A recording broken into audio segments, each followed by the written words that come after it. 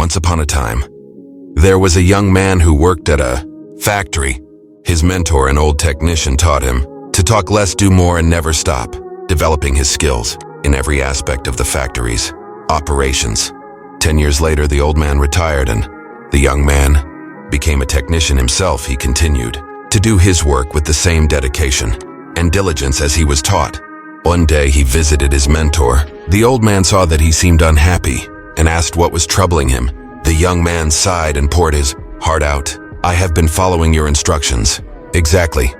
All these years, no matter what I work on, I keep quiet and focus on the job. I know I have done good work at the factory, and I have learned all the skills that can be learned there. What I don't understand is that the guys who don't have my experience or capabilities have all been promoted while I am still making as little as I did before when I was your apprentice."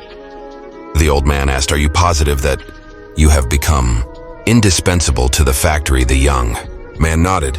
Yes. The old man paced back and forth to think. After a while, he turned to the young man. "Must request the day off using whatever reason you like. It is time for you to give yourself a break." The young man was surprised by this advice, but the more he thought about it, the more it made sense. He thanked his teacher and left quickly to make a time-off request. When he returned to work after his day off, the manager called him into the office to tell him that things did not go well at the factory. While he was gone, others encountered many problems that normally would be handled by him, and they had no idea how to solve them. Realizing his importance, the manager decided to promote him to the position of senior technician.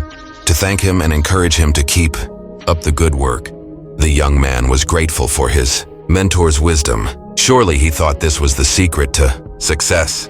From that point on, whenever the young man felt like he deserved more than what he was getting, he would take a day off. When he came back the next day, the situation would improve to his satisfaction. This pattern continued for months. One day, the young man found that he was blocked from going into the factory. Much to his shock, he found out that his employment was terminated. He could not believe it, not knowing what else to do.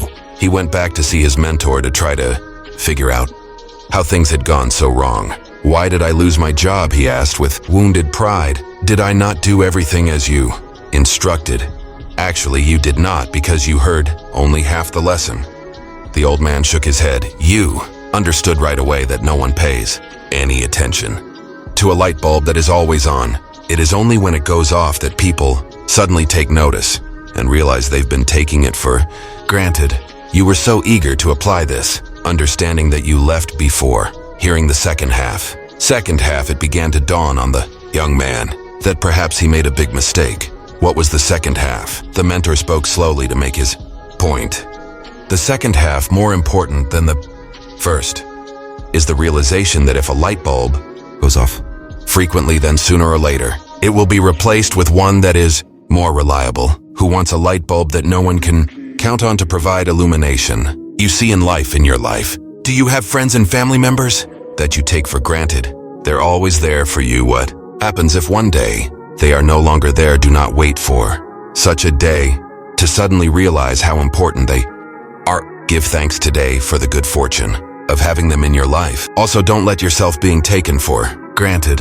But at the same time, do your work and don't stop everything you do just because it doesn't go the way you want it to go.